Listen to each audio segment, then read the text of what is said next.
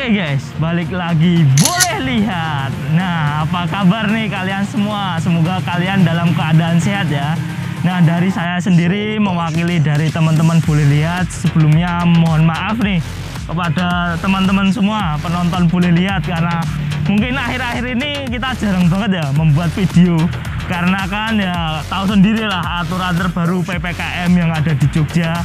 Selain itu juga ada salah satu rekan kami yang sedang sakit. Ya insya Allah mungkin kedepannya kita bisa rutin untuk membuat video lagi seperti itu.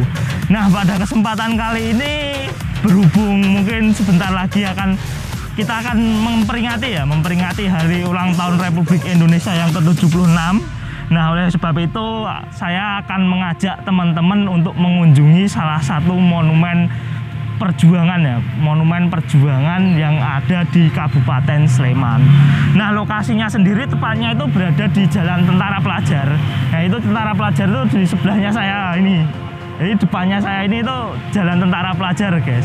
Nah, lokasinya sendiri itu tepatnya berada di Desa Sriharjo, Kapanewon Ngaglik, Kabupaten Sleman, Daerah Istimewa Yogyakarta. Nah, tempat yang akan kita kunjungi kali ini bernama Monumen Medan Laga Rejodani. Nah, kalau kalian dari arah Monjali atau Hotel Hyatt itu terus lurus ke utara aja, nanti di kiri jalan pasti akan bertemu dengan Monumen Medan Laga ini. Seperti itu, guys. Dan lokasi ini juga tak jauh dari, mungkin kalian yang anak muda tahu filosofi kopi atau mungkin trilogi. Nah, itu dekat juga dengan daerah ini, jadi satu jalan lah. Nah, mungkin langsung saja saya tunjukkan ke teman-teman semua seperti apa monumennya dan sejarahnya itu seperti apa. Karena memang monumen ini adalah salah satu saksi bisu perjuangan tentara pelajar kita melawan penjajah Belanda ya guys. Oke, jadi ikutin terus perjalanan saya.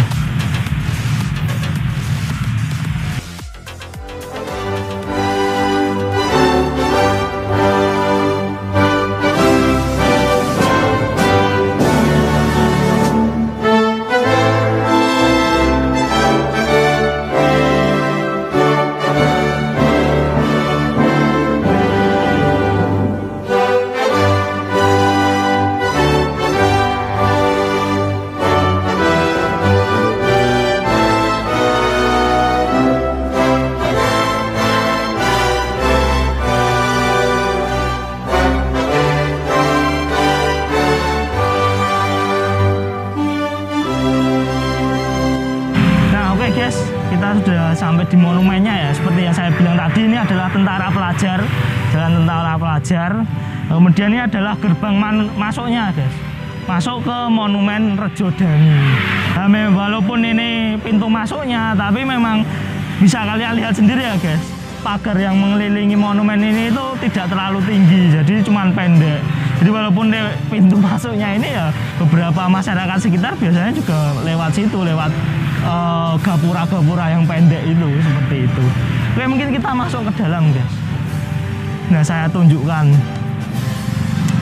Nah, monumen ini itu pertama kali didirikan pada tahun 1968 untuk mengenang jasa-jasa para tentara pelajar yang telah gugur ketika melakukan penyerangan terhadap Belanda ya, penghadangan terhadap Belanda yang waktu itu memang medan pertempurannya itu di daerah sini, makanya didirikanlah monumen ini, guys. Seperti itu. Bisa kalian lihat bentuk dari monumen ini itu tugu ya, guys, berbentuk tugu dan dibuat di atas pondasi berbentuk segi empat ya. Dan modelnya sih kayak terasering, seperti kayak candi ya, guys. Kan kayak candi nih, dan berundak gitu. Nah, di monumen ini tuh ada beberapa lambang, guys. Sana ada topi baja. Kemudian kalau saya lihat ada bambu runcing yang melambangkan laskar rakyat yang gugur, guys. Kemudian ada angkat senjata ya, ada senjata. Seperti itu. Selain itu di bawahnya juga ada beberapa ada nama-nama, bukan beberapa, ada nama-nama dari tentara pelajar yang gugur di sini. Dan peristiwanya sendiri itu terjadi pada tanggal 29 Mei tahun 1949. Seperti itu, guys. Nah, guys, jadi memang kalau kita berada di monumen ini ya, Rejodani, itu memang suasananya itu sepoi-sepoi. Kenapa saya bilang sepoi-sepoi? Karena di belakang saya ini ada dua pohon cemara ya yang cukup rindang. Jadi memang kalau kita berada di sisi yang paling utara itu memang kayak apa ya, sejuk banget lah. Kalau kita duduk-duduk santai di situ, apalagi kalau sore hari gitu. Dan kebetulan di bagian sisi paling barat ini terdapat Taman Sariharjo.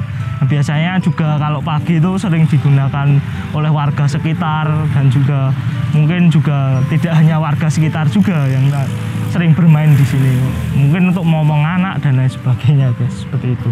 Dan yang pasti di bagian sisi utara sana juga terdapat lapangan, di mana tiap paginya itu pasti digunakan untuk jogging ya, guys. Tapi kalau sore hari aku kurang tahu sih, mungkin kadang dibuat sepak bola mungkin loh, karena saya juga belum pernah kalau sore hari melihat lapangan yang ada di sana. Terus tadi juga saya ketemu beberapa goeser ya. Goeser itu di sini kadang apa ya, mungkin melepas lelah sejenak ya. Karena tadi sering banget sih kita nemuin goeser itu singgah di sini, dan kebetulan di sana juga ada warung-warung gitu, seperti itu. Nah, selain itu juga para goeser biasanya juga foto-foto. Foto-fotonya itu di monumen ini, kadang juga di taman itu, seperti itu, guys. Nah, seperti mungkin warga sekitar sini juga, nah ini bisa dilihat banyak yang foto-foto juga. Nah, itu kalau pagi juga banyak tadi kita nemuin beberapa rekan saya mah jadi fotografer para goeser tadi, guys. Oke guys, jadi cerita peristiwa sejarah yang ada di Rejodan itu seperti ini. Berdasarkan sumber yang saya peroleh dan beberapa artikel yang saya baca, itu memang ada beberapa versi, guys. Nah, ceritanya itu bermula dari sebenarnya tuh peristiwa ini tuh bermula dari agresi militer Belanda kedua ya. Yang waktu itu ibu kota Indonesia itu dipindah dari Jakarta ke Yogyakarta. Maka dari itu Belanda itu memfokuskan penyerangan itu berada di Yogyakarta. Kenapa difokuskan penyerangan di Yogyakarta? Karena kan ibu kota udah pindah nih, guys. Jadi misi Belanda ini tuh sebenarnya ingin menculik para tokoh-tokoh politik penting Indonesia pada waktu itu. Nah, singkat cerita itu markas tentara pelajar ya, markas tentara pelajar yang ada di Balong itu mendapatkan informasi bahwasanya pasukan Belanda yang bermarkas di Beran itu akan melakukan penyerangan di markas Balong yang waktu itu dikomandoi oleh Kapten Martono. Nah, singkat cerita markas tentara pelajar yang waktu itu di Balong itu adalah markas tentara pelajar Brigade 17, guys. Brigade 17. Nah, kemudian atas inisiatif dari Kopral Harsono dan juga Sersan Suwarno itu berinisiatif untuk menghadang pihak Belanda. Jadi memang sebelum sampai di markas Balong itu dihadang dulu hingga tidak sampai di markas Balong sana. Nah, dari inisiatif dua orang itu tadi, kemudian kebetulannya, guys, di markas Balong itu tentara pelajar itu hanya tersisa sekitar 10 orang. Tapi ada beberapa artikel juga menyebutkan ada sekitar 14 orang ya, guys. Kenapa hanya 10 orang atau 14 orang? Dikarenakan pada waktu itu tentara pelajar yang ada di Balong itu sedang melakukan penyerangan kepada pasukan Belanda yang ada di Kaliurang sana. Seperti itu, guys. Nah, kemudian singkat cerita sekitar 10 orang itu melakukan pencegatan itu berada di timur ini, guys. Timur monumen Rejodan nih. Jadi tepatnya itu seberang jalan sana. Jadi timur jalan ini ya, jalan tentara pelajar. Itu dulunya di situ ada parit. Dan menurut sumber yang saya peroleh, di balik parit sana ya, di sebelah barat parit itu. Sebelah barat parit itu di sininya ya, mungkin di sini ya. Saya kurang tahu di sini atau mungkin di sana. Itu adalah rimbunan pohon pandan, guys.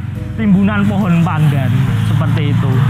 Nah, kemudian pada tanggal ini ya, guys, tanggal 29 Mei pukul 7 ya, 7.00 terjadilah baku tembak antara tentara pelajar yang waktu itu berjumlah sekitar 10 orang dan pasukan Belanda yang waktu itu datang dari arah barat sana, guys. Dari Dusun Poton. Nah, pihak Belanda itu datang dari Dusun Poton sana. Nah, waktu itu memang pasukan Belanda itu nggak main-main, guys. Mereka bukan membawa pasukan biasa soalnya. Pada waktu itu pihak Belanda membawa pasukan namanya adalah Tiger Brigade. Itu adalah pasukan khusus yang mungkin kata mereka itu pasukan berani matinya ya. Nah, mungkin kalau kita bayangkan mungkin itu adalah Kopassusnya pihak Belanda pada zaman dahulu seperti itu. Nah, tapi jangan salah ya guys, tentara pelajar kita itu malah lebih berani dan mungkin lebih berani mati daripada pihak Belanda. Kenapa saya bilang gitu? Karena berdasarkan artikel yang saya baca itu katanya itu tentara pelajar itu melakukan penyerangan sambil teriak-teriak guys, tembak dase gitu. Yang artinya itu tembak kepalanya seperti itu. Dikarenakan semangat yang tinggi dari tentara pelajar dari Brigade 17 yang waktu itu hanya berjumlah sekitar 10 orang, itu membuat kewalahan pihak Belanda.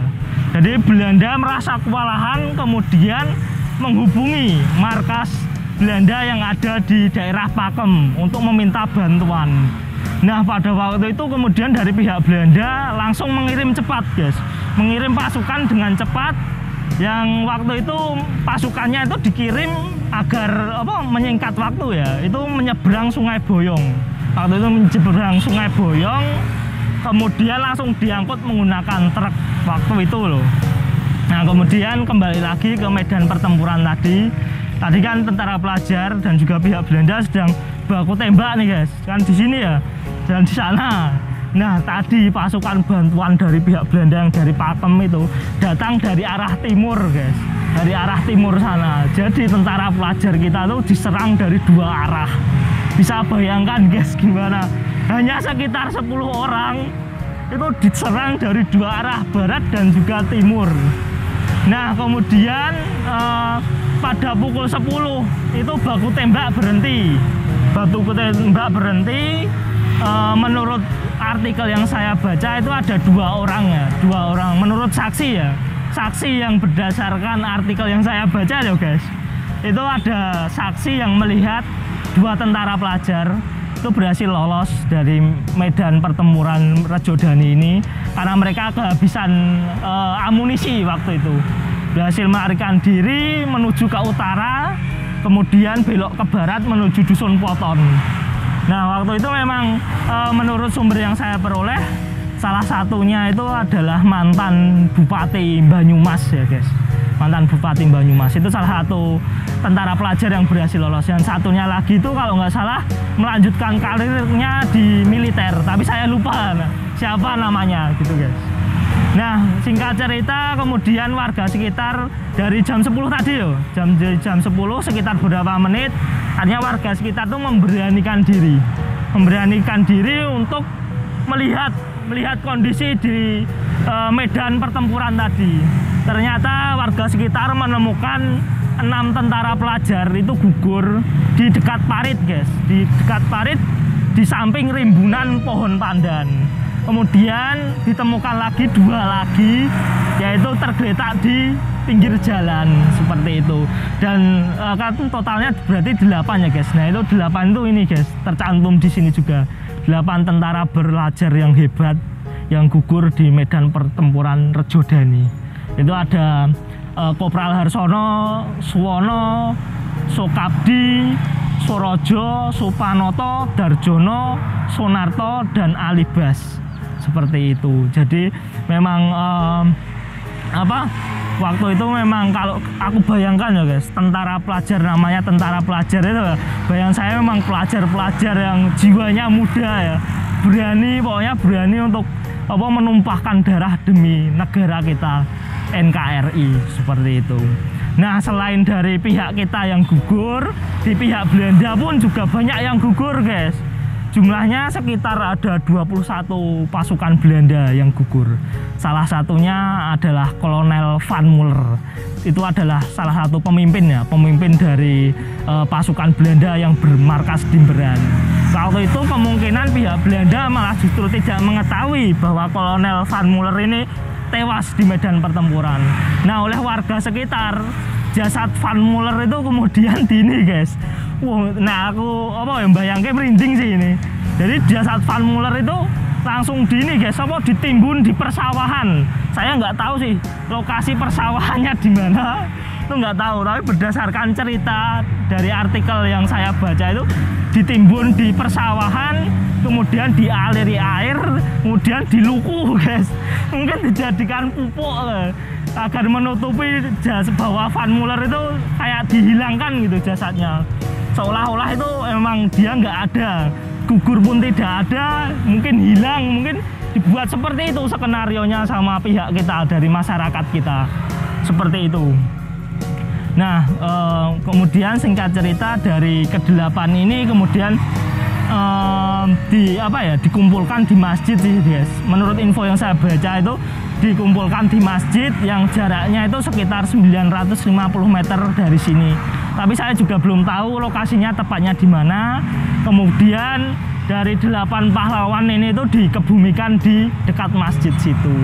Jadi seperti itu guys, cerita dari peristiwa Medan Laga Rejodani. Makanya jalan ini disebut Jalan Tentara Pelajar, yaitu untuk mengenang jasa-jasa para pemuda pemuda pemberani yang menjadi pahlawan di Medan Laga Rejodani ini. Seperti itu guys.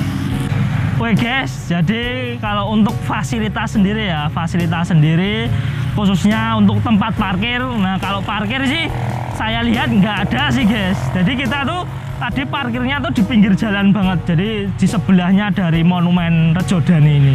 Ya memang ada space sedikit sih, seperti untuk pejalan kaki sebenarnya. Tapi kita gunakan untuk parkir karena memang beberapa masyarakat tadi juga parkirnya itu di sebelah situ. Kemudian kalau untuk tiket masuk itu tidak ada guys, untuk tiket masuk di sini free. Jadi kalian kalau mungkin lagi baru pit-pitan atau gues ke daerah sini ya mungkin bisa untuk menyempatkan singgah di Monumen Perjuangan ini. Kemudian kalau untuk MCK itu tuh nggak ada sih guys di sekitar sini. Jadi kalian kalau mau ke MCK ya harus nyari masjid terdekat di sini. Tadi masjid terdekat tuh ada di Dusun Poton situ, namanya Masjid Al Ikhlas Poton. Kalau kalian mau ke masjid ya seperti itu. Nah pokoknya pada intinya jangan pernah melupakan sejarah. Kita sebagai generasi penerus harus melestarikan dan menjaga warisan nenek moyang. Tak lupa saya juga mengucapkan selamat hari ulang tahun Republik Indonesia yang ke-76.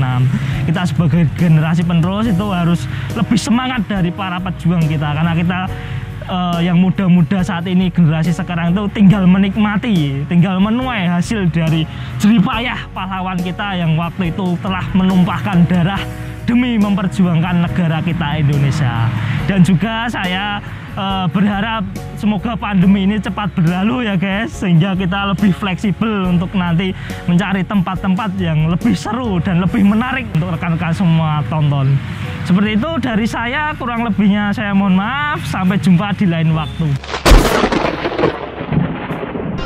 Nah, itulah tadi kunjungan kami ke Monumen Medan Laga Rejodani. Like jika kalian suka, subscribe jika kalian memang suka.